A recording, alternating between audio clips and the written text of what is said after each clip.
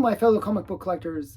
It's Alan, the Comic Collector Geek, and this is the Wednesday Q&A show where I basically answer your questions. So you can ask me whatever you want, and, well, hopefully comic related, and I do my best to answer it. And there's a lot of questions, like 2 pages of questions.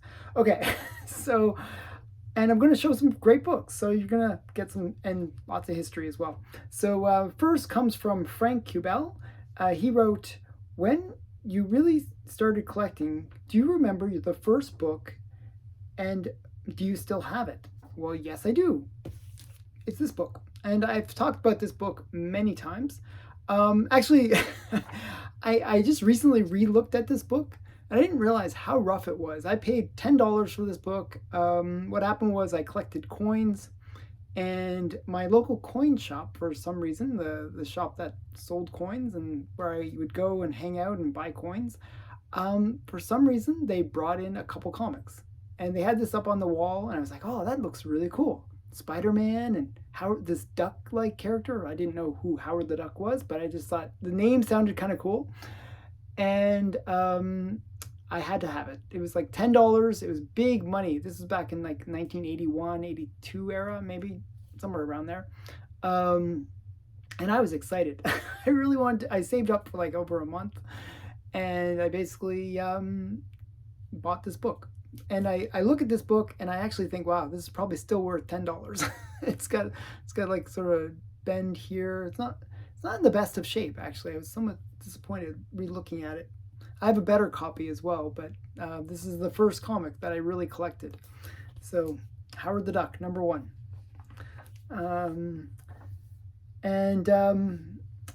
The second question is Greg Land. He's a Greg Land fan. What is the controversy about him? Something to do with porn? Okay, so Greg Land, what happened was, it was actually the book Sojourn, which he had done a lot of the covers for, where somebody noticed that one of the covers, basically she has like a headdress around her head. She looks exactly like the cover from Sports Illustrated. So basically, people realized that basically what he was doing, he was tracing these magazine covers, or sometimes what he would do is like use basically porn magazines, and he would trace the faces from some of the girls in the porn magazines. So you'd see these kind of girls with like very orgasmic orgasmic smiles and facial expressions, and that was the controversy around him, that he's basically tracing the art and taking the credit for basically somebody else's either photographs or art. So that was the controversy. I thought it was kind of funny. So actually, in a future unboxing, and I actually bought this before you asked this question, but I actually have the famous or infamous Sojourn cover that is the cover swipe from Sports Illustrated coming in the mail. So I'm actually going to get it tomorrow. So I'm quite excited about that. So that's it was just funny that you asked the question and I was actually buying his artwork. Number 3, from the same Frank. Favorite Batman and Green Lantern artists. Frank's favorites are Mike Grell, Neil Adams, and Jim Asparo. Well, Neil Adams. So I actually do collect Neil Adams artwork, and I have like Batman 227 and all, several Green Lanterns by Neil Adams. So. And specifically, like I just targeted those books based on the fact that they are Neil Adams artwork. So he's my favorite Batman or Green Lantern artist.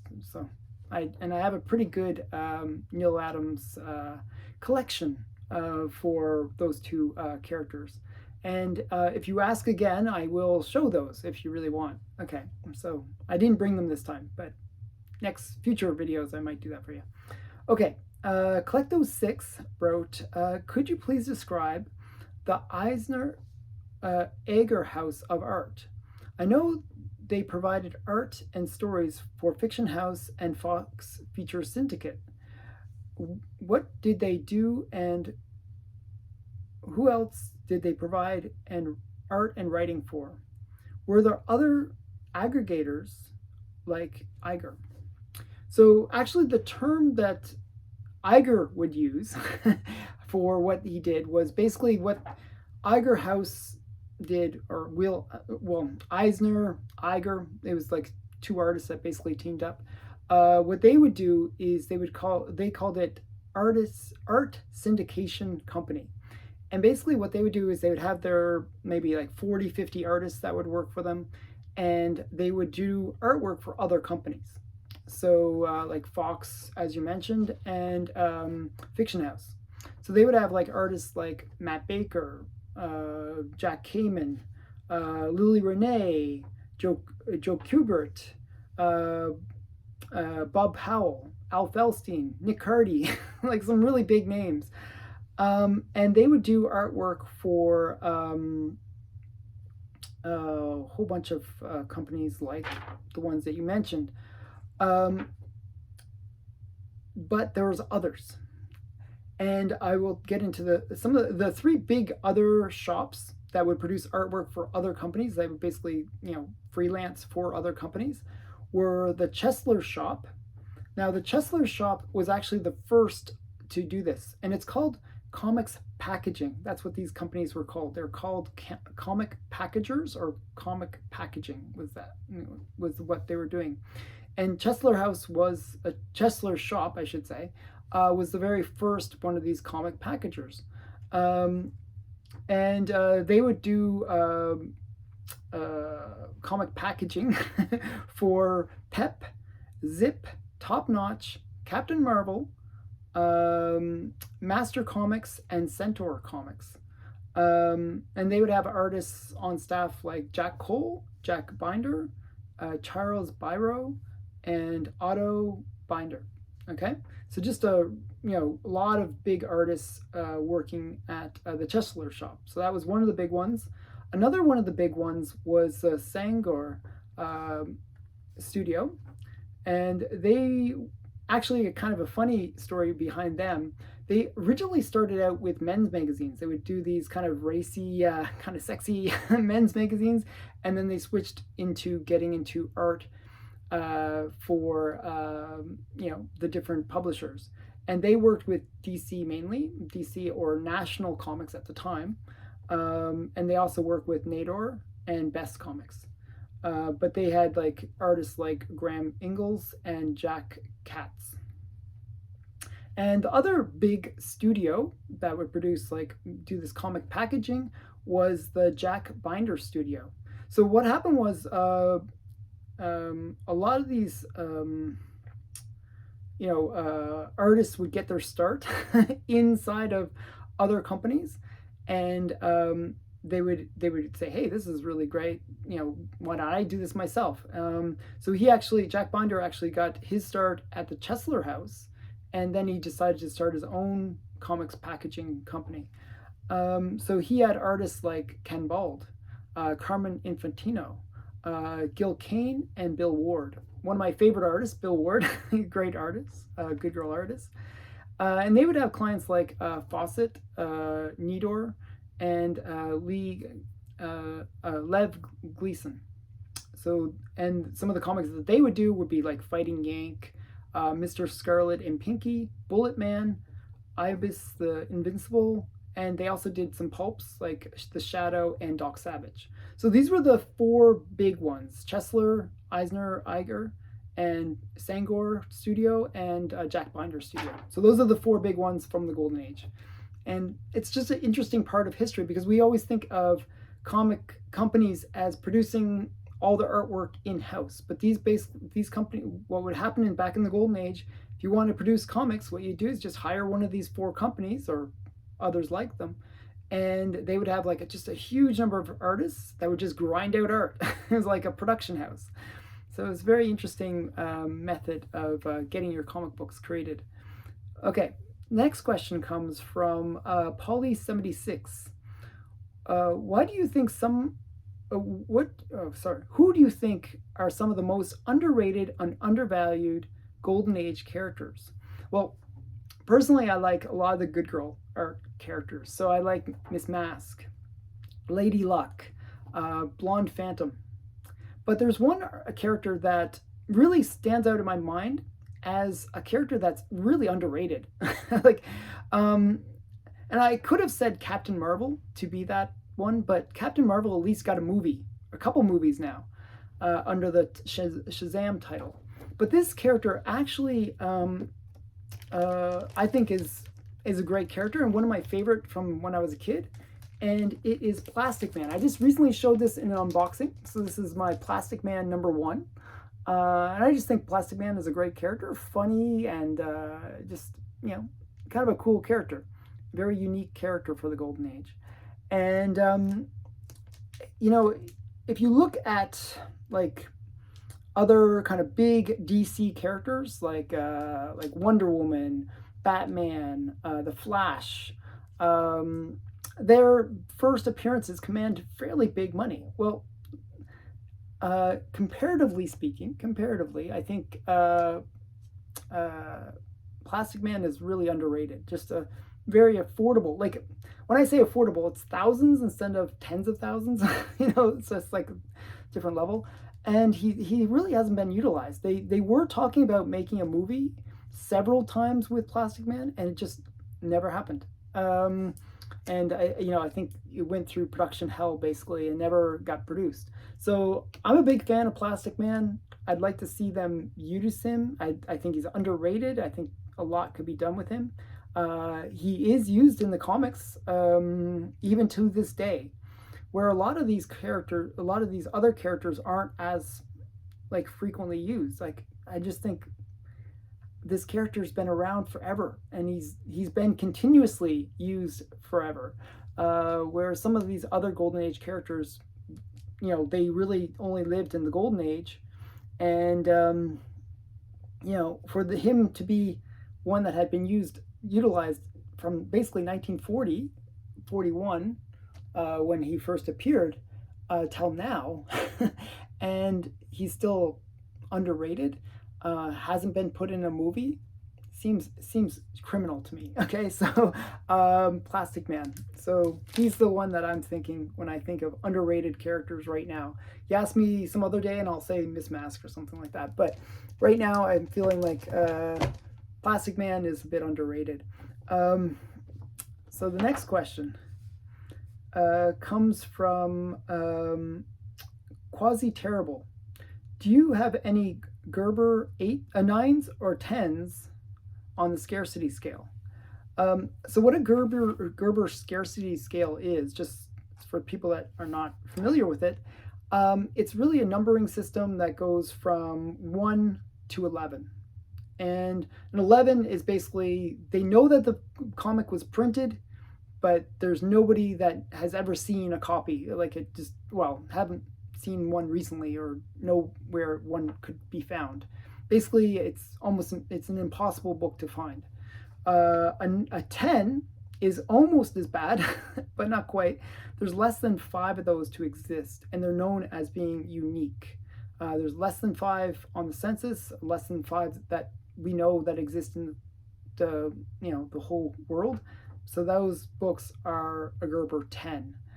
Gerber 9 is a book that's considered very rare, and has like maybe 6 to 10 copies known to exist. So yes, I have books that fall into those categories, and I actually did a video about the Gerber Gerber scale, and showing some examples from that scale in a previous Q&A video. And if you want, I can send you the link for that. So, but I will show one of my rarest books, I guess the rarest book in my collection, because this only has 1 on the census. It is Whiz Comics Volume 3, number 6, and this is a Canadian white. I've shown this book a few times. I like it just because it's a Good Girl art cover. It's super rare. there's only one on the census. This is the one. And it's Canadian white, which means that it was printed in Canada during the war, when there was basically a trade embargo between Canada and the United States. So comics had to be produced in Canada, and they would use this really low quality paper, and very few of these Canadian whites survived as a result, because the paper quality would, even in the 40s when these were produced, would fall apart. It just were very poorly printed. So for any of these to have survived is just an amazing thing. And this is my copy. So Gerber, a Gerber 10. So very scarce book. Yeah. But there are Canadian whites where I've seen multiple copies of them, but that is not one of them. Okay, so, but I will send you that link if you really want to see, or you can search my Q&A videos, and there is one where I talk about the Gerber guide, and the Gerber photo journal, and the Gerber scarcity index. So just a quick aside about that. Gerber, basically, he created a photo journal where he cataloged all of the golden age of comics. And he basically, it's just like a photo journal. You can just flip through and you can see all the photos of all the different comics that were produced. And he would rate the comics based on their scarcity. And that was where the Gerber scarcity index came from, or scale, I should say. Okay, next comes from K. Moonen. I saw you on Open by Chance, okay, which I have a tendency of going on to other people's channels and showing my books. Open by Chance is a really great channel, and he's a good friend of the channel, David, and his wife, Trinessa, who, you know, she also has her own channel, Lady Pop Hunter. Two really great people, and they had me on their channel, and they had me showing Batman. So K. Moonen asked, can you show Nightwing comics and also anime comics? So for K. Moonen, I will show some Nightwing and some anime. So so this is Tales of the Teen Titans, number 44, and this is the first appearance of Nightwing. There's Nightwing right there. Now, I actually have other Nightwing books in my collection, but I can't find them at the moment. I have no idea where I put them, and it's really bothering me, actually. But I did find this one, and I found one more. I didn't really find many of my Nightwing collection, which is kind of sad. And I found this one. This one is kind of a key for kind of an interesting reason. So this is Nightwing 78, I should say. And really what this is was a turning point for Nightwing. So basically a different writer. It was Tom Taylor. And basically when he took over Nightwing, he basically made it a much more interesting story. And so a lot of collectors chase after this particular book because that's when he sort of took over the run. So this is Nightwing 78. And this is just a recent thing. This is from 2021. So, but he's really brought Nightwing to being kind of a popular character. So that's my Nightwing collection. That I found. I still have to find my other ones. I don't know where they are. But I also brought a couple of my anime, and I actually have more anime. I should have. There's actually a box that I have a few anime books in it. But I figured I'd at least show a couple, and here's a couple. One is Voltron. This is Voltron number 1, the first appearance of Voltron. And my son actually has the toy for this. Where it's like all these like lions and stuff like that, and they can kind of transform and combine and build this big robot character. So yeah, my son really liked Voltron, so I have that. Actually, I got this before I even had my son. I got this back. I think I bought this like cover price or dollar bin back in the 90s. So it's kind of interesting. And then I also got this Kira number 1. This is like a mint copy. It's like a really, really nice copy of it. So this is Akira number 1. And this book recently got hot again, because I guess they're thinking of making a movie, a new movie with about Akira. And I think that'd be great because Akira is a really great anime. It was actually the first, I don't want to say the first anime movie that I watched. I mean, I did watch a whole bunch of anime when I was a kid, but I didn't even really think of it as anime. I just thought of it as cartoons. But this was the first major anime movie that I watched was Akira, and I was like I just really loved it. I thought it was a really great movie. Um, yeah, so Akira, number one. So that's my anime collection. Not all of it, but some of it, like a very small portion of it. Okay, so I hope you enjoyed those few comics. Comic Book Ninja wrote, "What are your thoughts on the new Flash movie or trailer, and the buzz about the upcoming movie?" Okay, so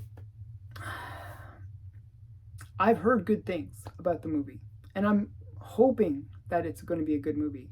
In a way, I think we got a bit of a situation with the James Gunn situation, where he basically was able to go in and say yes or no on movies that are being produced.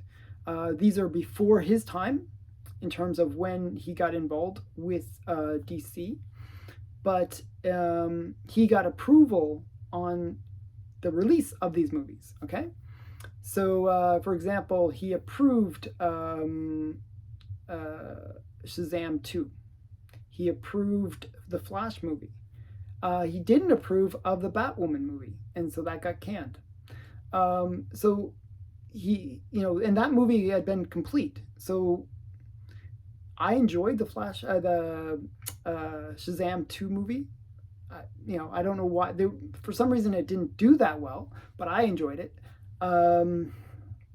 So I think that James Gunn is picking the winners in terms of are these good movies or are they not, and having that second set of eyes on a movie does allow you to do that, where you can say, hey, I don't think this is a good movie. We shouldn't let it go out. So at least we have that.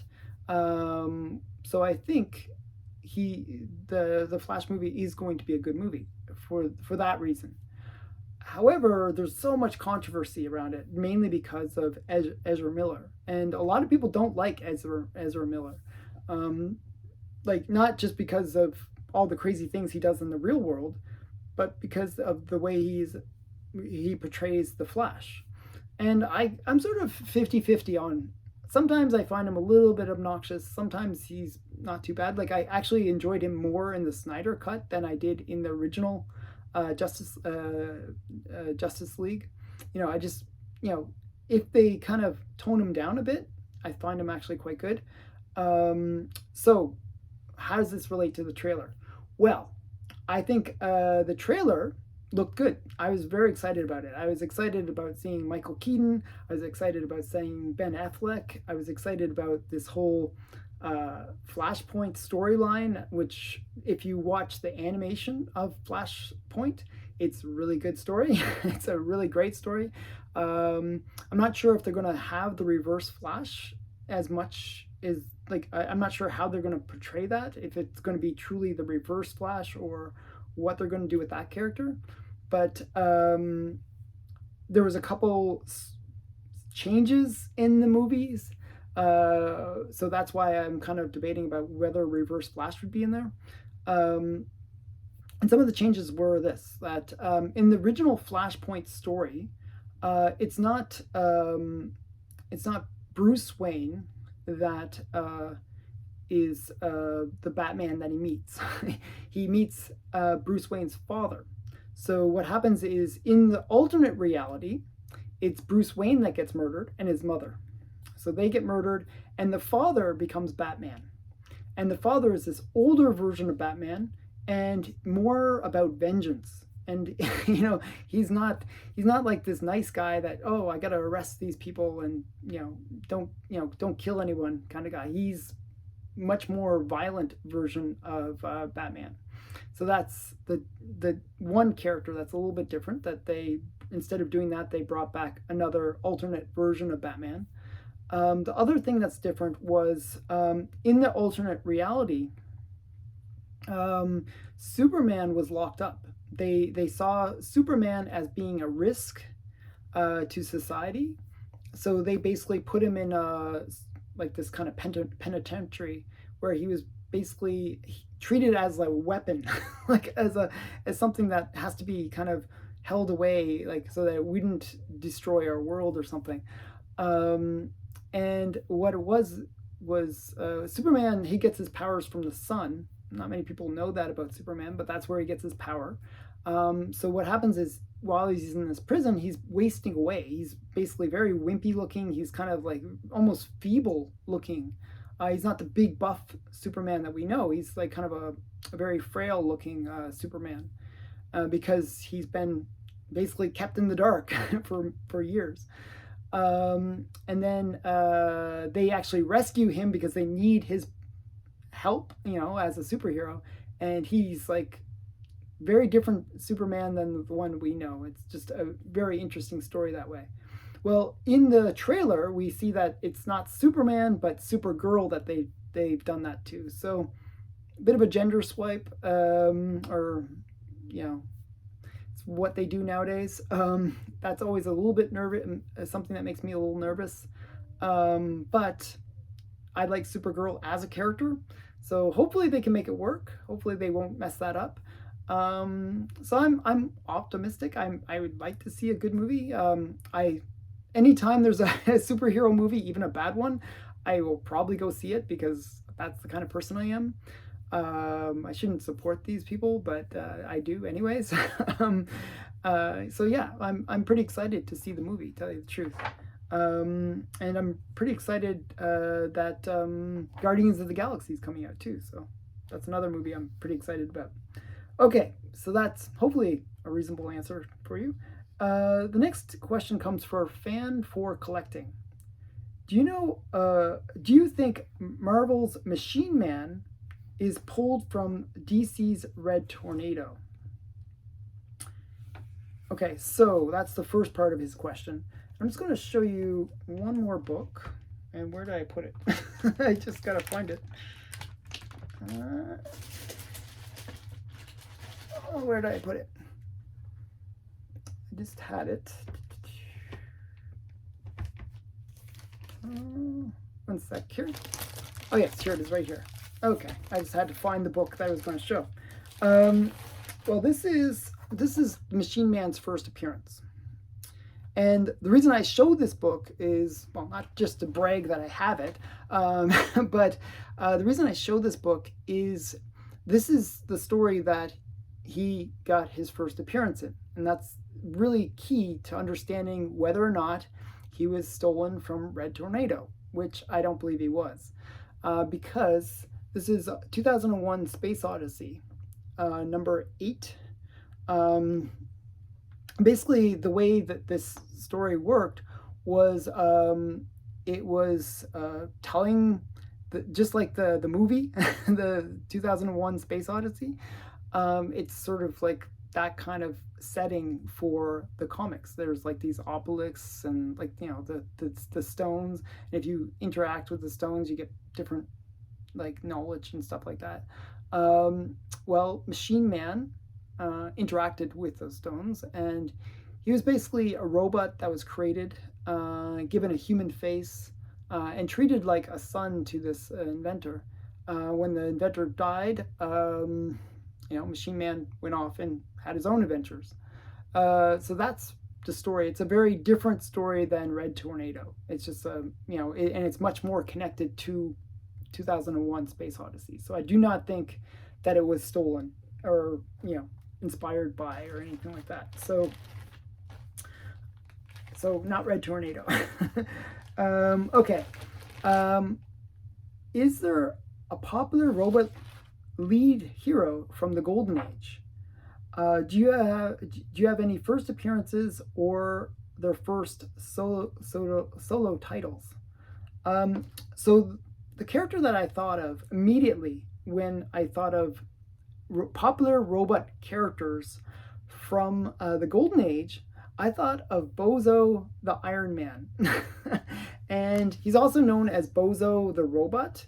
And I don't have his first appearance. It's from Smash Comics #1. But I do have a comic that is parodying his first appearance. And this is Sham Comics instead of Smash Comics, Sham Comics. And so what this comic does is it takes cover swipes and even panel swipes of the original Golden Age comics, but then it changes out all the bubbles. It's what they do. It's funny that way, and it is a parody comic. But this is what Bozo looked like. And just quickly, the story behind Bozo was there was another character who basically was like a hero guy that saw this robot committing a crime, like robbing, I think it was robbing a bank or robbing a jewelry store or something like that. And he basically kind of went inside of the robot. Like he noticed that this chest part was empty, and he was able to crawl inside of it and use it as a way of finding out where this robot came from in an attempt to kind of foil the crime. And so he did, this hero guy did manage to do that, and then he reprogrammed the robot to become a good guy. And he would also remotely control the robot, and he would kind of go inside the robot sometimes and pilot it and fight crime. And that was Bozo the Robot. Bozo the Robot actually was kind of a popular character for a while. He lasted 41 issues of Smash. But then the popularity of robots in comics kind of waned, and they discontinued him. And he got, it's kind of sad actually, Bozo ended up on the scrapyard and was recycled for his metal. Very sad end to the character, but that's what happened to him. But I did bring some other robot comics that are just classic robot comics, robot covers, I should say. There's this one, a Brick Bradford. It's just a classic robot cover. And actually, there's one that I should have brought that I didn't bring, but that was one. And I brought just one more. Just brought a couple. We got Out of This World, and this is Out of This World #1, and you got this robot, and he's kind of carrying the girl off. Just a really great robot cover. There's another one that's really great, which is Startling 49. By the way, this is a Fazetta cover, so just for those comic geeks, this is a kind of a major artist Fazetta cover. Oh, Gene Fawcett, actually, sorry. I thought that was Fazetta. It looked like Fazetta cover, Fazetta signature. But no, it's Gene Fawcett, sorry. Ignore what I just said. It's Gene Fawcett. Sorry. Yeah, oh well, oops. Well, I was thinking, if that was Fazetta, that'd be really cool.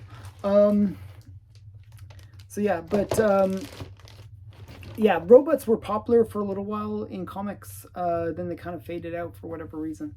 So those are just some classic robot covers. There's actually a Planet Comics that has a really great, couple really great robot covers in that as well. And there's some in Captain Marvel had a robot as well that was sort of a bad guy. It was like Adam or something, Adam. Or Atomic Man or something. I'm trying to remember the name of the character. But there are other robots that were kind of had a small run within different comics. Okay, so the next question. Okay, comes from Arba Golando, and he wrote, "What is your ultimate goal as a collector? Do you think you'll get a Superman 1 or Batman 1 at some point?" Okay, so my ultimate goal as a collector is to get it all. I feel like I'm very Pokemon about the way I collect. I want to catch them all. So there are so many books that I really want to have in my collection. I would like to have an Action 1. I'd love to have a Detective 27. I'd like to have a Batman 1. I'd like to have a Superman 1. There are lots of big books that I'd like to have. And I'm one of those people that I used to believe that like my ultimate goal back 3 years ago, 5 years ago, or 10 years ago, was to get either a Wonder Woman 1 or All Star 8. Well, I got both right there. So I was like, okay, if I can get those big books, what's stopping me from getting other big books like Action 1 or whatever? So I'm not. I sort of am going to reach for the moon kind of idea, like where I want to have like sort of a, I don't know what my ultimate goal is. It's just I really want to get some of these big books. I'd love to have one of those collections that has all the cool books. So yeah, so I don't know if that's a great answer, but it's kind of the way I collect. I actually, if you see my want list, it is the funniest want list. It's like, seriously, it is like Batman 1, Superman 1, Action Comics 1. I set goals for myself. Whether I achieve those goals or not, is yet to be seen. I hope I can achieve them. I have had a time when I did, actually twice now, where I almost bought a Batman 1. So very close. Good thing I didn't, because my wife would have killed me multiple times. But I'm actually going to work super hard, and I'm going to make lots and lots of money, so then I can buy those books and my wife won't complain. But yeah, so that's my ultimate goal, is to get some of those big books. Can you name your top 10 comic series in the Golden Age in terms of value, cool covers, and other key elements? So what I did for this last question, this is the last question, and this one, actually, I think hopefully I'll provide the best answer to. So I saved the best for last. I actually divided the Golden Age in terms of the books of it into 5 genres. And those are superhero, horror, sci-fi, good girl art, and crime. Those are kind of the big genres of the Golden Age. I could have added romance. That would have been another one. But you said top 10. So I try to keep it to top 10. So I basically thought of 5 genres. And I'm going to show you 2 titles from each genre, if that makes sense. So I'm going to tell you 2 series that I think are worthy. And that will add up to 10. See, 5 times 2 equals 10. So first, I'm going to start with crime. And the 2 that I picked are kind of interesting. The first one is Crime Does Not Pay. This has a lot of great covers in it. There's no like keys in terms of characters. There's nothing like that. But there are keys in terms of some of the books in this series. I think there's like 3 or 4 titles within this series appeared in The Seduction of the Innocent. And there's just a lot of really great covers, like this one, where you got kind of this little girl, cute little girl, and he's offering her an ice cream. And you got the guys in the car all ready to do nasty things to this little girl.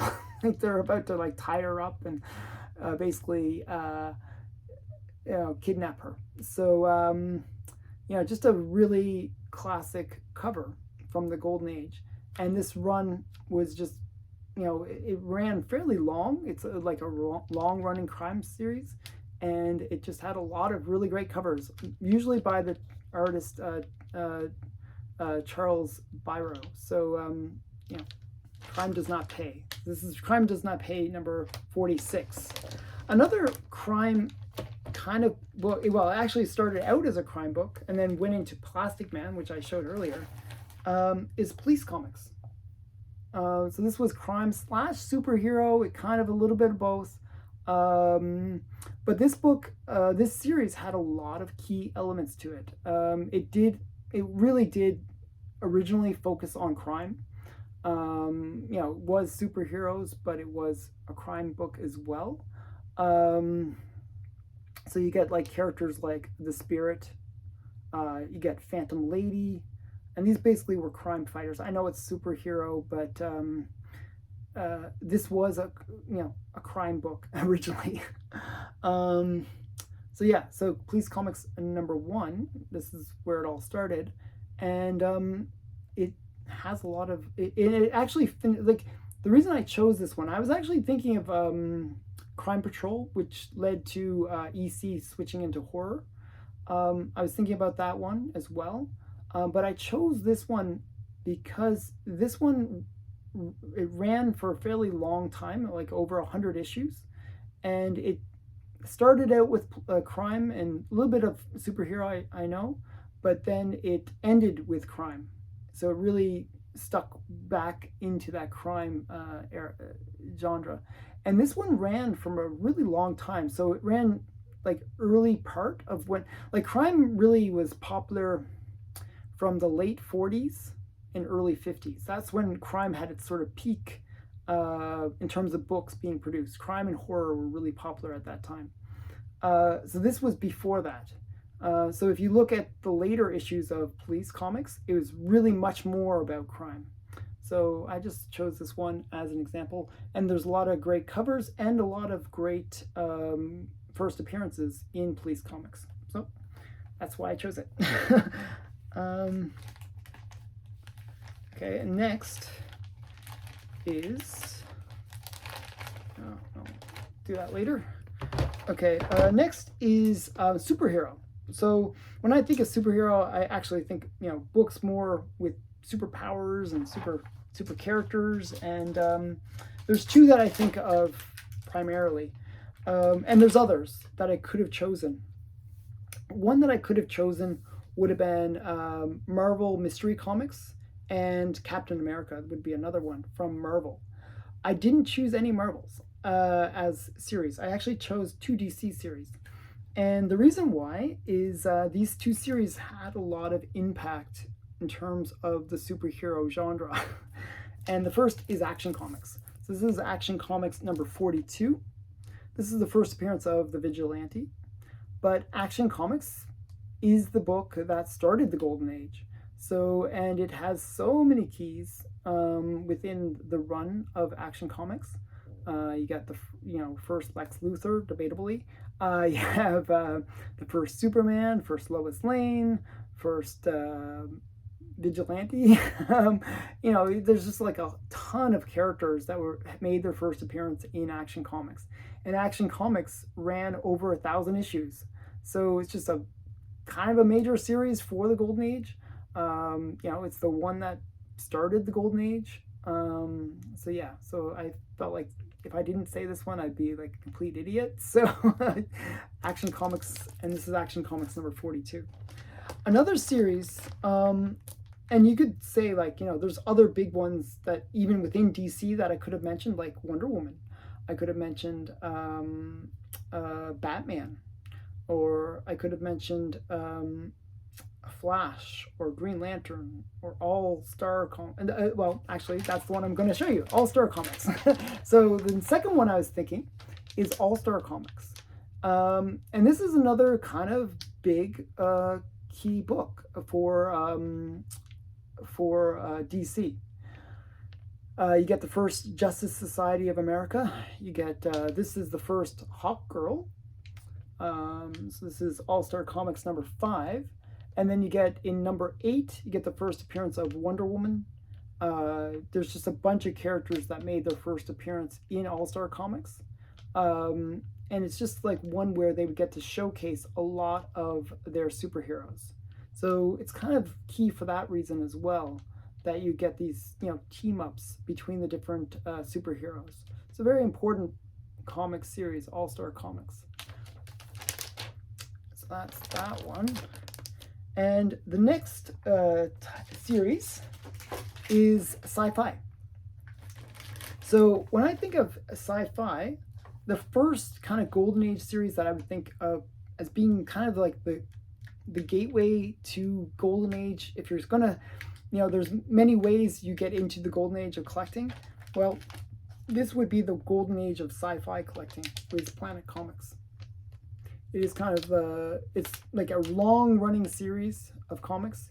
It featured these great sci-fi covers with good girl art. It's sort of a mixture of the two. This is a Joe Doolin cover. It's just a really great classic cover. And so many of the Planet Comics covers were classic covers. And just, they introduced really cool characters like Mista and just some really fun stuff. If you like sci-fi stories, Planet Comics is definitely one from the Golden Age that is highly sought after by collectors, has great covers, great stories, just all around great stuff. So definitely check out Planet Comics. Another title within the Golden Age, and I felt bad for not showing Crime Patrol, because as I was saying, that could have been a choice for crime. But I had to mention EC for sci-fi because it had some pretty great stuff. So one of the big classic things is Weird Science. And I could have chosen also Weird Fantasy. There's a whole bunch of these weird ones. Weird Science, this is, when I think of sci-fi, I think of this cover. This is the cover that defines sci-fi in a way, because it's the alien cover. You got these aliens with the bubble helmets. This is a famous Wally Wood cover. It was the inspiration for Mars Attacks. It is what a lot of people, when they imagine aliens, this is what they think of, these big-headed alien creatures with bubble helmets. It's also the inspiration for Kang. Is it Kang? Clank and Kang or something like that from The Simpsons. Really major sci-fi series, Weird Science. And this is Weird Science number 16, and it's a great Wally Wood cover. I just love this book. So Weird Science. So that's the other series that I was thinking. Now, the next one is horror. So I got 2 books for horror. And I was talking about entry books like for sci-fi. Well, this is a title that I would consider kind of like the entry point, like a good way to get your taste to horror books. And again, it's a kind of a mixture of horror and good girl art. So it's Ghost Comics. So this is Ghost Comics number 2. And the whole run featured the cover art by Maurice Whitman. And he does these great good girl art covers. And they all have this kind of ghost-like character in the background. So it's a really great series. It only ran for, I think, 11 issues. So it was a very short-lived run. But in terms of collecting, in terms of getting into pre-code horror, this is one of those titles that is, I wouldn't say super affordable, but affordable enough that it brings people into the hobby, and it's desirable for that. And it's because it's a short run and with great covers, it sort of gets people collecting all of them. They have to get them all, and it's not that hard to get them all. So there's a lot of desirability there, and very collectible. So a good kind of series to get into. So this is Ghost Comics. And the next one, and I felt like I had to show this one for horror, is Tales from the Crypt. So Tales from the Crypt is kind of the one that most people think about when they think about EC Comics, when they think of pre-code horror. It's kind of the publisher that was producing the majority of the famous or infamous comics for horror in the Golden Age. They were the #1 company for horror during the Golden Age, and they dominated. And they had some amazing artists like Al Felstein, Jack Davis, Johnny Craig, just some really phenomenal artists. And their kind of flagship in terms of titles that people remember would be Tales from the Crypt. But there's other titles like Haunt of Fear, I don't know. I can't remember any names right now. But there's a bunch of titles that Haunt of Fear, Vault of Horror. See, I'm remembering eventually. So there's a bunch of titles that people would collect for pre-code horror.